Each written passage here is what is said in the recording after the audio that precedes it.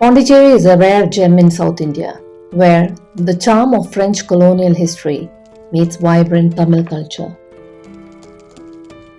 Officially known as Puducherry today, the city is still widely called Pondicherry, a name that reflects its French colonial past.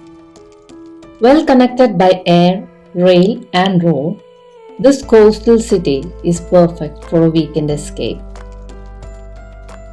To explore the city at your own pace, renting a bike is one of the most convenient and affordable options.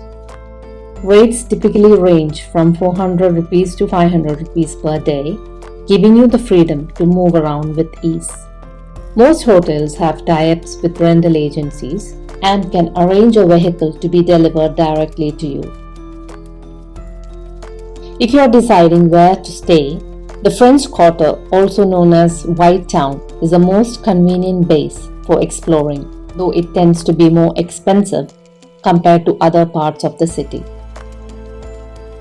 Imagine a city in India where the streets still whisper stories of French elegance.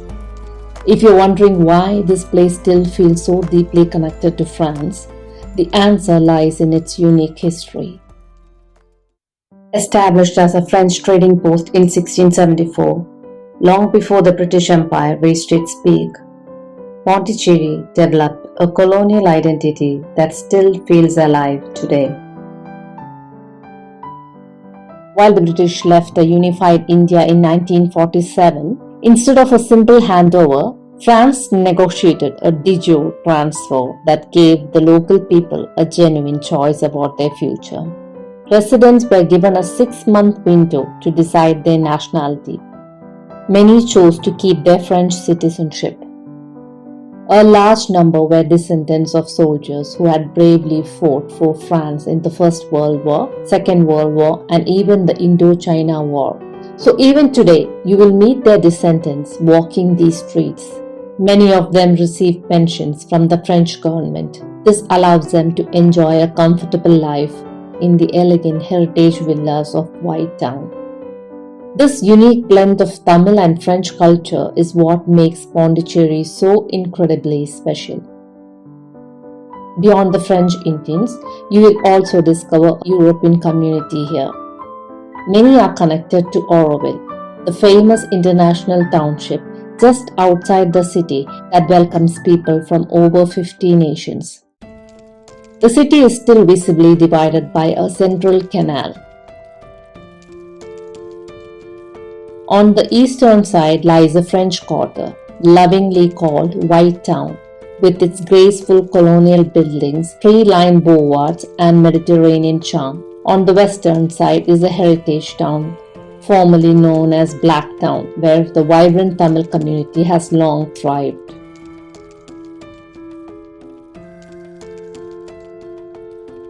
Walking from one side to the other feels like stepping between two worlds, yet together they form the soul of modern Pondicherry. One of the most captivating features of White Town is its meticulously planned brick-like street layout and elegant European-style architecture. The streets intersect at perfect right angles, a clear testament to the thoughtful urban planning of its colonial past. While this orderly design may feel familiar to Western visitors, for many Indian travelers, the clean lines, wide streets, and pristine aesthetics create an instant wow moment.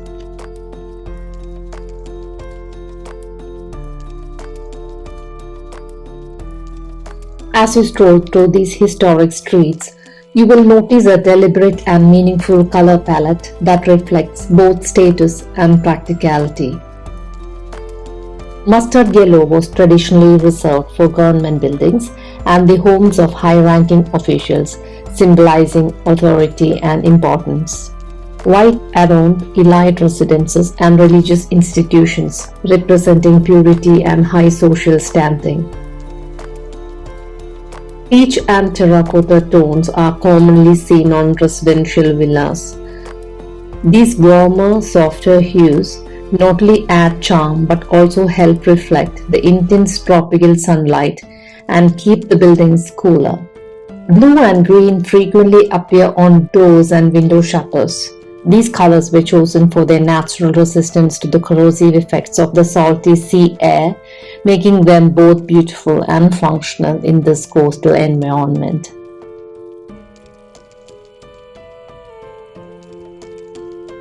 Finally, if you notice a building painted in a distinctive serene grey with crisp white trim, it belongs to the Sri Aurobindo Ashram.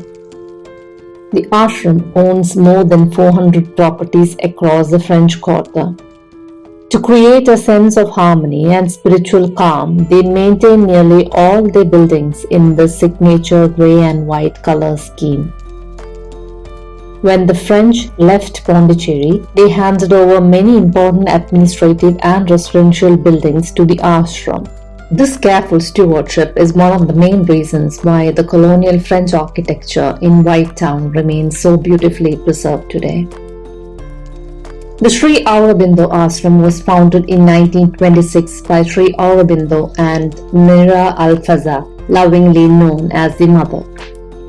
It has since grown into one of the world's most respected spiritual communities. Sri Aurobindo was a remarkable figure, a freedom fighter, philosopher, and yogi. He played a leading role in India's independence movement between 1905 and 1910 before withdrawing to Pondicherry to deepen his spiritual practice. Here he developed integral yoga, a profound and life-affirming spiritual path that integrates all aspects of human life.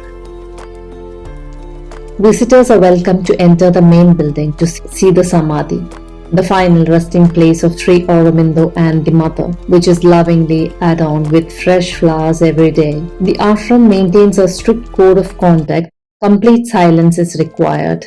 Mobile phones must be switched off and photography is not allowed inside. Before you leave, take a moment to explore their well-stocked bookstore, which offers a rich collection of spiritual literature in many Indian and international languages. While the ashram is woven into the very fabric of Pondicherry street life, the Mother's vision eventually expanded beyond the city. In 1968, she founded Auroville, an experimental township located about 10 kilometers north of Pondicherry.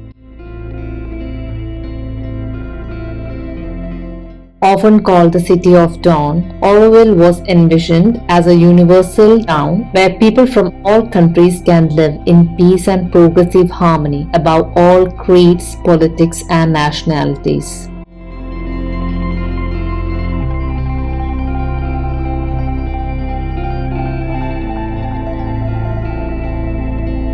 At the heart of this township sits its most iconic landmark, the Matrimandir. Looking like a giant golden sphere emerging from the earth, it's not a temple in the traditional sense, but a space for silent individual concentration and meditation.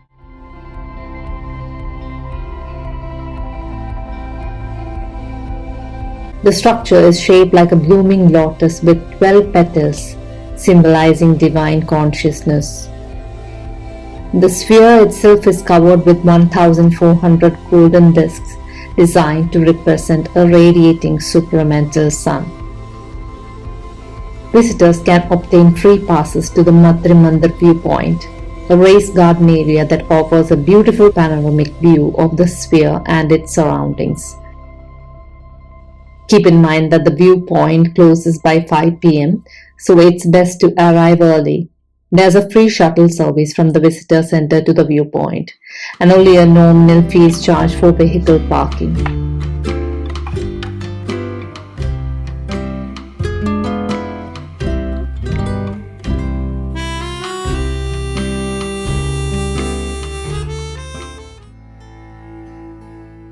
A short stroll from the Matrimandir viewpoint brings you to a living giant, a centuries-old banyan tree whose vast canopy marks the geographical heart of Auroville. When the township was being planned in 1960, the Mother chose the specific spot because of this magnificent tree, which was already at least a century old at that time. Its sprawling aerial roots stand as a quiet reminder of unity, and continuous gentle expansion. It sits within a strictly enforced silence zone where the only sounds are rustling leaves and bird song. Standing here, you feel caught between the two worlds, the silent shimmering future represented by the golden sphere and the deep-rooted history of a tree that has witnessed centuries of change. Today, Auroville is home to more than 3,000 residents from over 50 different nations. What began as a bold experiment in human unity has grown into a vibrant living laboratory for sustainable living. The International Township has become a global example of a conscious community, pioneering organic farming, innovative eco-architecture, and large-scale forest restoration. Visitors come not only for the peaceful spiritual atmosphere, but also to witness firsthand how a diverse group of people can live and work together while caring for the planet.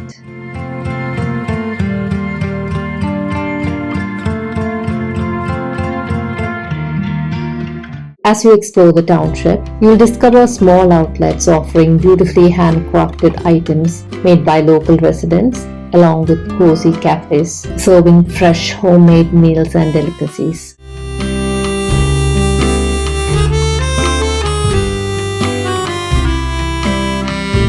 If you'd like to stay longer or dive deeper into Auroville's way of life, start at the visitor center.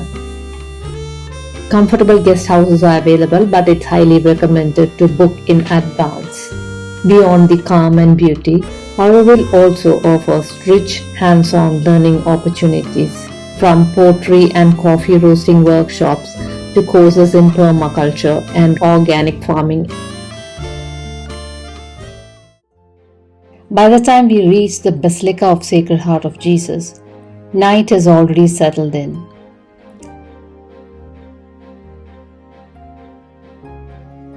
The grand details fade into shadow, and the church feels quieter than expected. But in the stillness, small things stand out. A glowing Christmas tree, a simple crib, and the soft outline of the altar in the dark.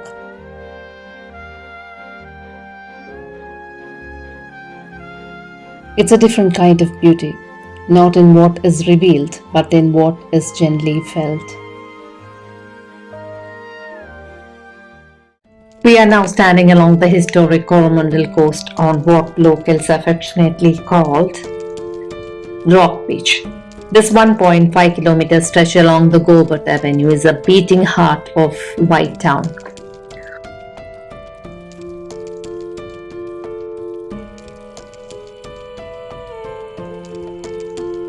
With its rugged black boulders, spectacular sunrise views, and a constant refreshing sea breeze, it's a perfect place to feel the soul of the city.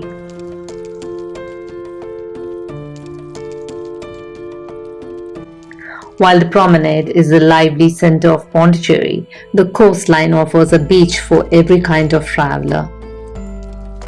Just 8 kilometers away and reachable only by boat, Paradise Beach truly lives up to its name with calm, crystal clear waters and untouched golden sands.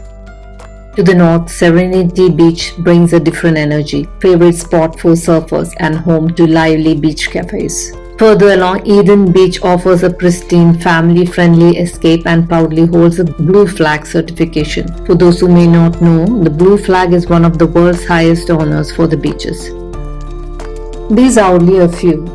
There are plenty of beaches to explore beyond the city. But for our journey, we stick to the heart of Pondicherry, the promenade, where Pondicherry truly comes alive. As you stroll along this historic avenue, icons of the past begin to emerge from the landscape. First, the old lighthouse rises before you. Designed by Louis, this sturdy stone tower was among the earliest on India's east coast. Standing 29 meters tall, it once guided countless ships safely to shore using simple oil lamps and reflectors. Though its beacon has long fallen silent, the weathered structure endures as a cherished heritage monument. At night, it transforms beautifully, bathed in shifting colorful lights.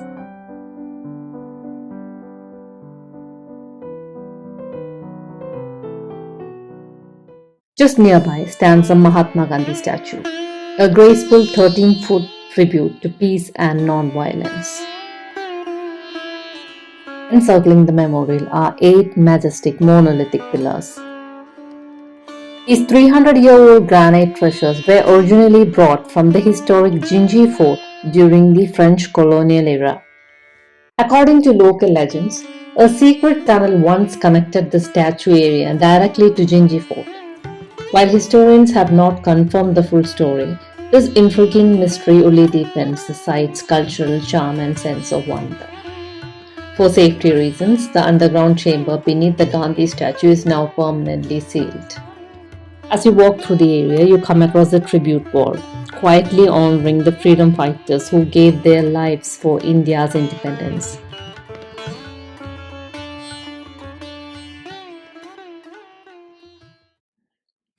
Continuing your walk with the sea at your back, you'll discover vibrant street food stalls bustling to your right. On your left stands the elegant Craft Bazaar. Built in classic French style with gleaming white granite and soaring arches, this open-air bazaar feels like a shopper's paradise.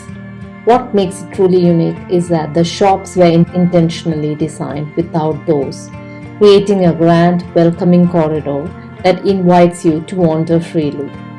Established as a dedicated hub to promote India's rich handicrafts tradition, it brings master artisans and their exquisite creations together from every corner of the country. Here, you'll find an incredible variety of traditional work. Each piece, whether it's a coconut shell craft or a hand-woven jute product, tells a story of heritage and skill that has been passed down through generations.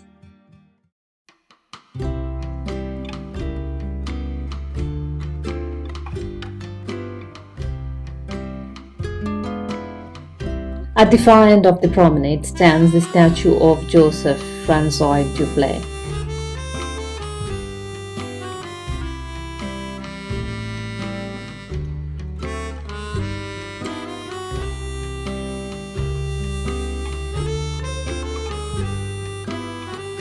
The French governor of the mid-18th century is depicted in his court dress and a bagwig, holding a plan of Puducherry in one hand and a sword in the other.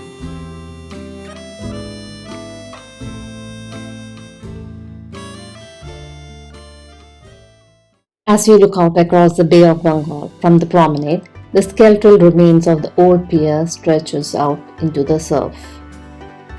Built in the early 1960s, this pier stretches well over 200 meters into the sea.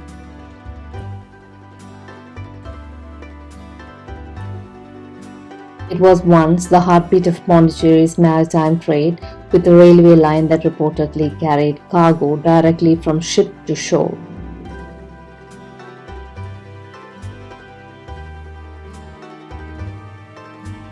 In March 2022, a powerful storm over the Bay of Bengal sent waves crashing into the pier with such force that its central section collapsed into the sea. What remains today is a broken, damaged structure, partially swallowed by the ocean and closed to the public ever since.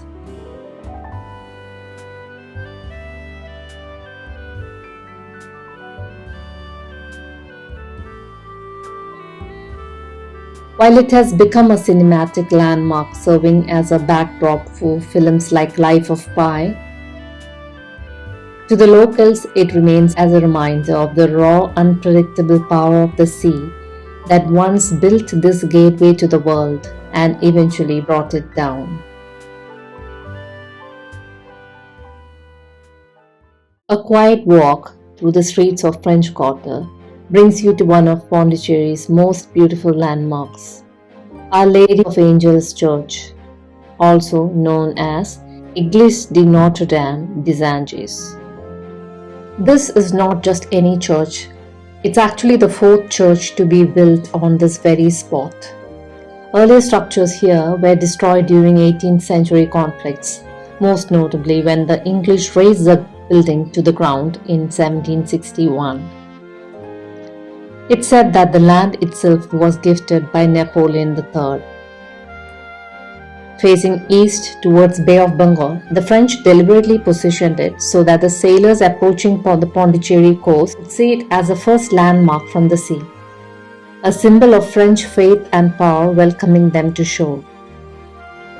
That alone tells you how important this church was to French presence in Pondicherry. The present church was built between 1851 and 1855 during Napoleon's reign. He personally visited it and even donated a painting to the church. The architect was Louis Gaya. What makes it stand out architecturally is its Greco-Roman style, uncommon in this region. Instead of the pointed Gothic spires you see in most Indian churches, this one has twin square bell towers and clean rounded arches, a design inspired by Notre Dame de Paris and the Basilica at Lourdes in France.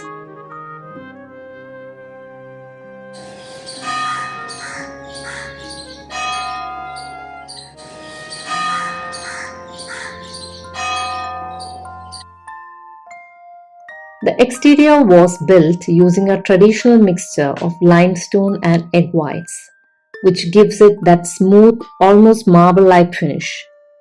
Today, with its pastel pink and cream exterior, it bears a striking resemblance to the elegant buildings you would find along the French Riviera, a happy coincidence that makes it feel like a little piece of southern France right on the Bay of Bengal.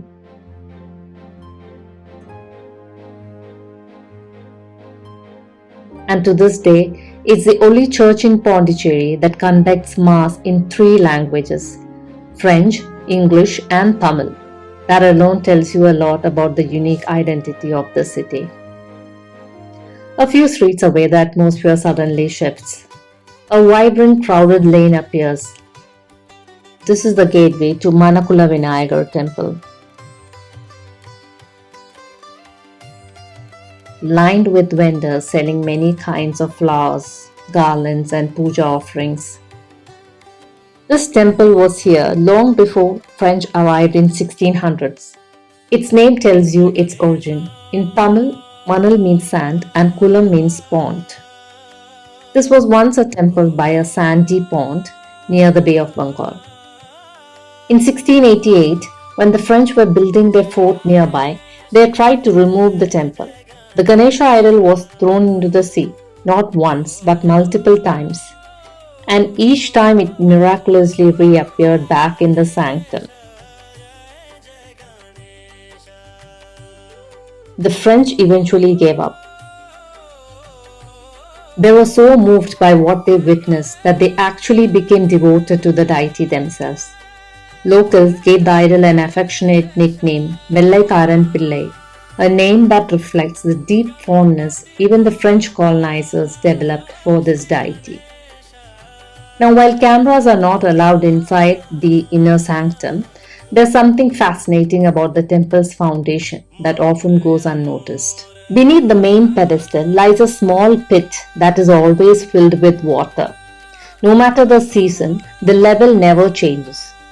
It is believed to be connected to the ancient underground spring that gave this place its name.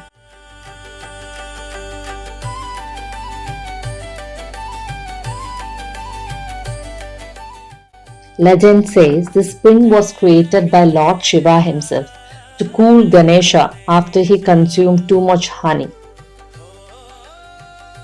It's a direct living link between this busy modern street and the ancient sandy pond that gave the temple its name centuries ago.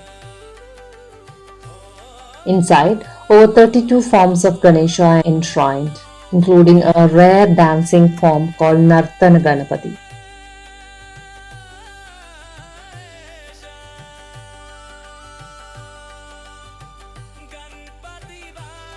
Unlike most Ganesha temples across India, where he is worshipped as a brahmachari or bachelor, here he is flanked by his two consorts, Siddhi and Buddhi. The temple also holds the samadhi of Tolekada Siddhar, a saint who attained enlightenment here around 300 years ago.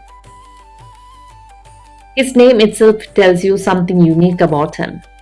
Tolekada refers to his distinctively long earlobes with large holes, a feature associated with certain ascetic traditions. To this day, parents bring their newborn babies to his shrine inside the temple before visiting any other temple in the city.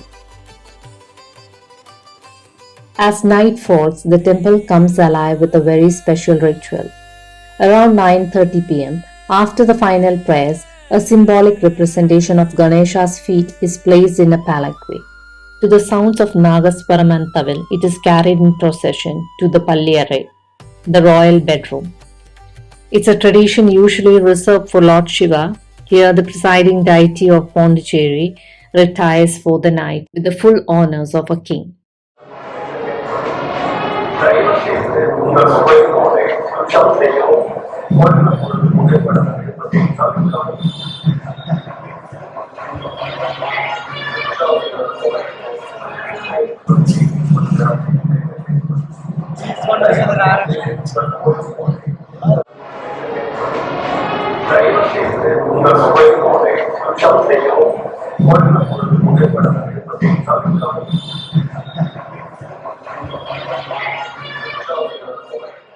As we move to the heart of Pondicherry, we arrive at Bharathi Park, a green retreat of ancient trees and open lawns.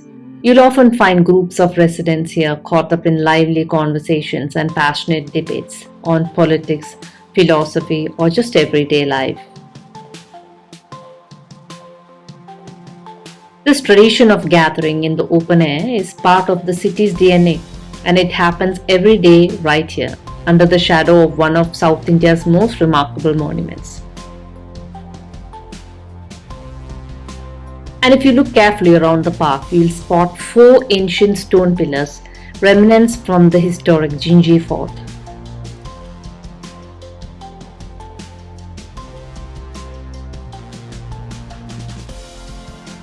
At the very center of the park stands the Aayi Mandapam, a gleaming white monument built in Greco-Roman style with elegant Corinthian columns.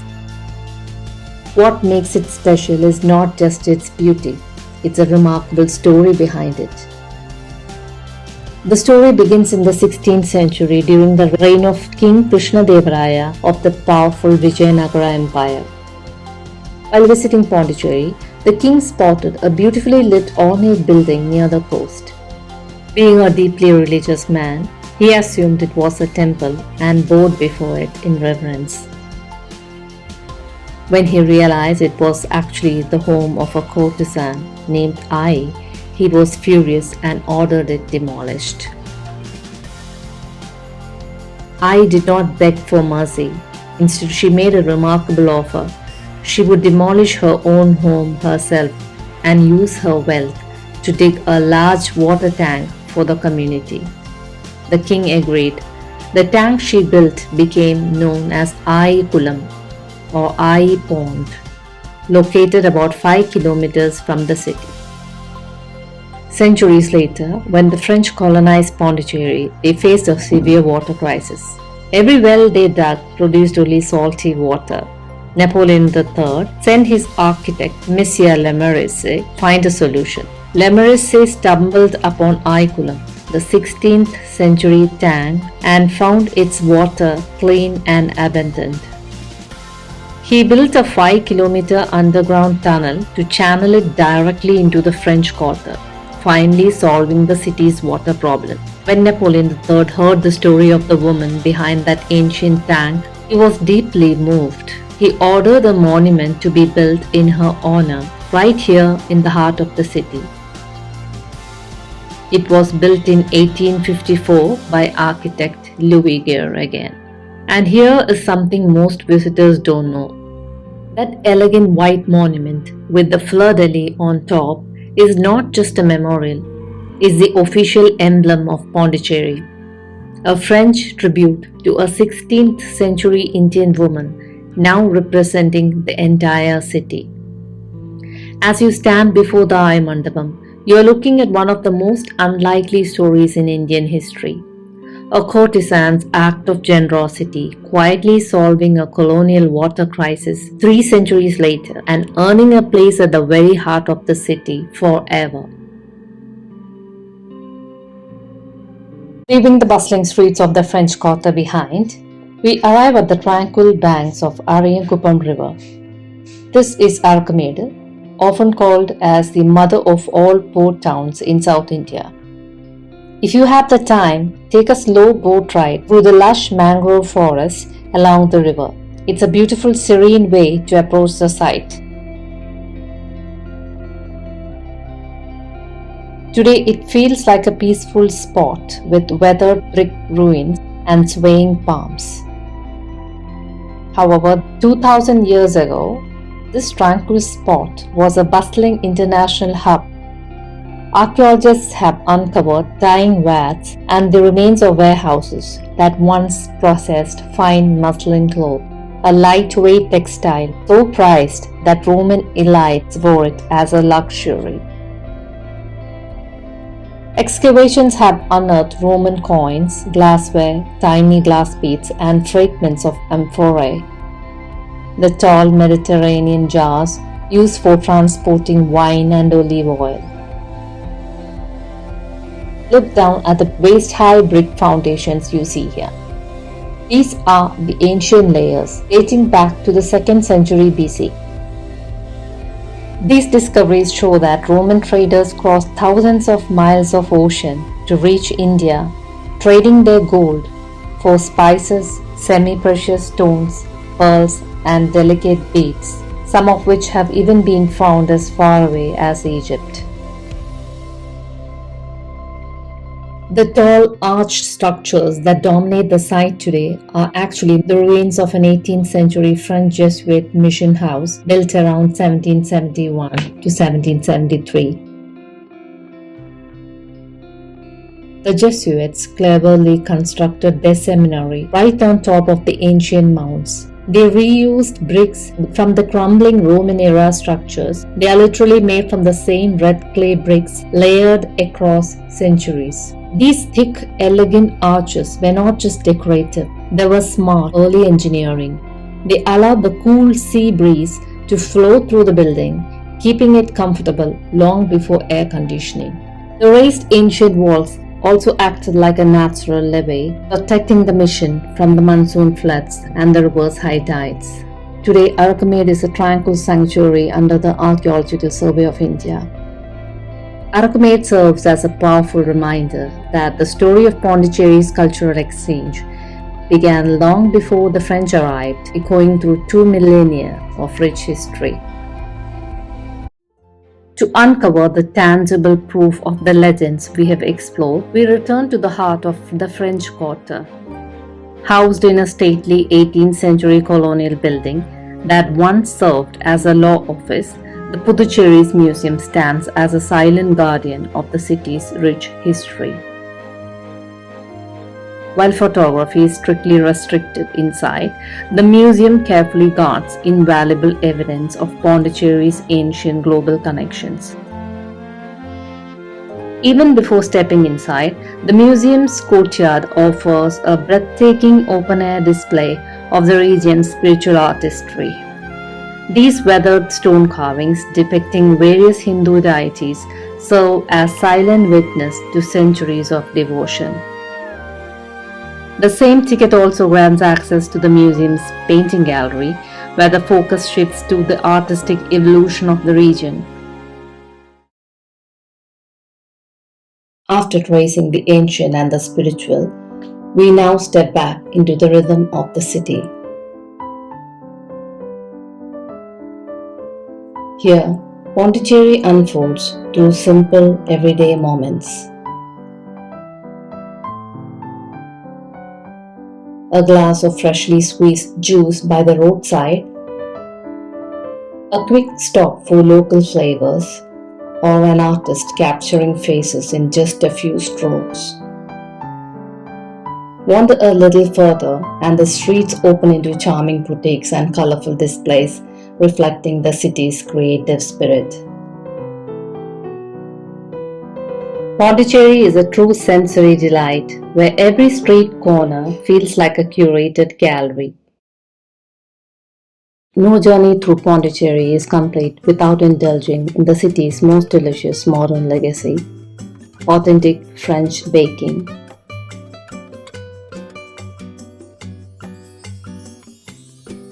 To end our day, we head to the legendary Baker Street located in the White Town.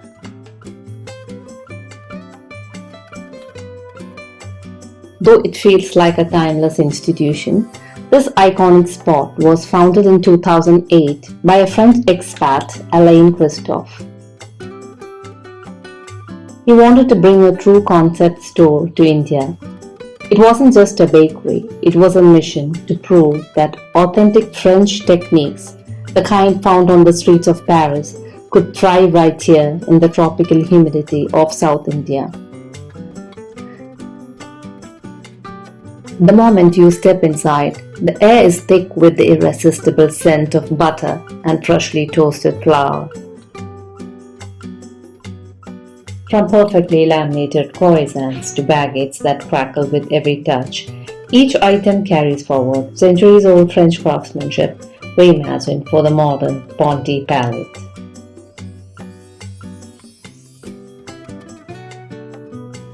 As you sit back and savor a quiet moment here, you realize it's not just about the food. It's about everything Pondicherry brings together. Its history, its cultures, its quiet corners and vibrant streets, blending seamlessly into everyday life. And somehow all of it finds its way even into places like this. This is Pondicherry, a place you'll always want to return to.